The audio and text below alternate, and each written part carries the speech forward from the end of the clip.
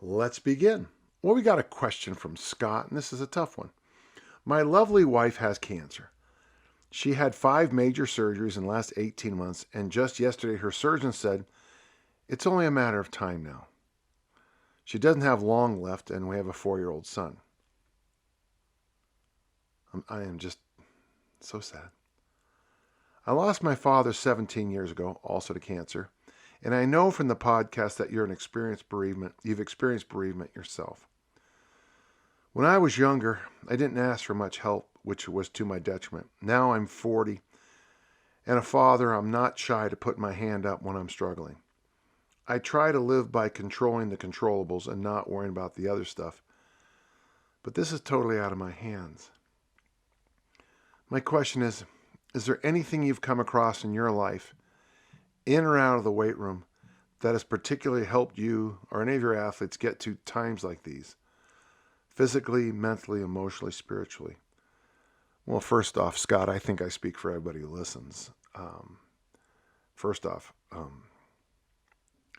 how amazed I am that you reached out.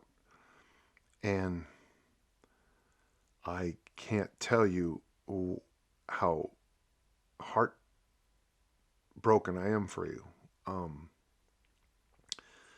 So there's a couple things we need to do. First off, keep reminding yourself each and every day you have a 4-year-old son. And your 4-year-old son has to be given the chance to spend time with mom, given the chance to grieve, given the chance to go through the roller coaster of grief.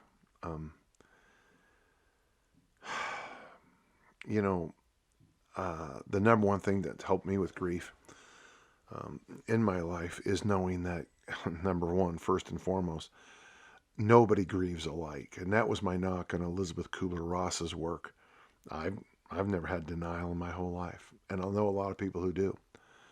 But the first thing that's always helped me, nobody grieves alike. And then number two, and I've already said it, but grief is a roller coaster. You just don't know what's going to set you off. Scott, the universe has asked you to do a tough thing. The universe has asked you to deal with the death of your beloved, and to raise a boy who's probably not going to understand a lot of things. I do know this, and this is just from my grief counseling courses. Be sure not to tell they always warn us not to tell your child that mommy's with the angels, or mommy's with God, or mommy's in heaven. And one of the reasons is little kids have a hard time discerning what you're talking about. This is what I was told. All I can say is, when it was explained to me, it made sense.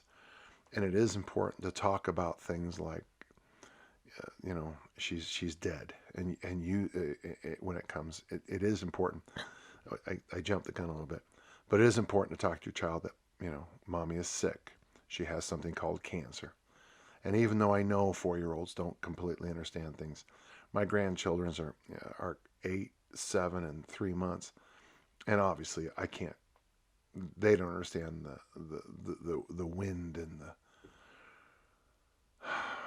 the currents of a cancer. But you do your best, and I think it helps to be a square shooter and talk. And nobody. And here's the funny thing: I'm 64. I can't comprehend it either. So it's okay that a 4-year-old can't comprehend it either. So it breaks my heart to read this. I would do my best, if I were you, to at least get a walk in every day. And I would suggest as best you can to walk with your child, and do what you can to support your spouse. Maybe any way you can bring her along. Walking will help. A little bit of weightlifting. I used to joke in my early articles about I don't work out, I work it out. The stresses of my life I deal with in the gym. Dropping plates, dropping weights and plates seems to really help me deal with these tough issues in life. Mentally, nobody has a good answer for this. I do think it might be a good idea, as early as you can, to get involved in a grief support group. They're obviously a lot different than the anonymous groups, but it does help. With anonymous groups, what sometimes will help, there's two things that help with anonymous groups. One is that you hear that somebody else has your story too, and it makes you feel much less alone. And that's one of the things you're going to have to deal with, is this feeling of loneliness. And then the other thing that it helps you do is when you tell your story, at least in the anonymous groups, there will be people who say, okay, stop right there. Don't stop right there. You know better, or whatever the phrase will be. You can, what are they will stop you with your own BS, with your own self-talk. You're facing a tough situation, Scott, that nobody wants to go through.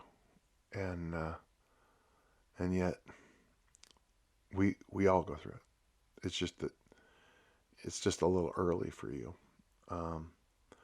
Emotionally, yeah, support groups are amazing.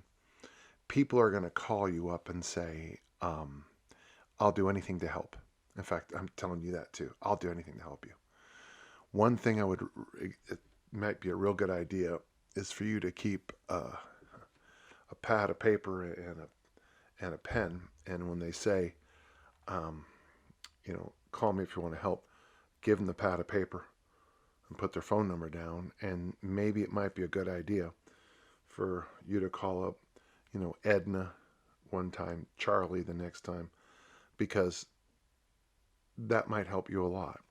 What really helps, and if your friends and family need to know what to do, writing letters, having notes helps a lot.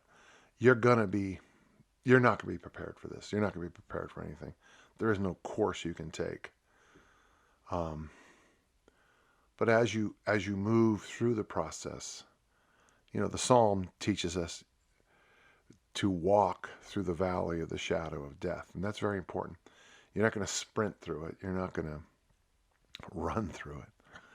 You're going to walk through the valley of the shadow of death, and it's a walk. And so you just have to remind yourself that you're going to walk through it. Scott, I want you to contact our podcast. I want you to give me some contact information. And just like all your good friends and your family members will tell you, I do want to be there to help you. Thank you.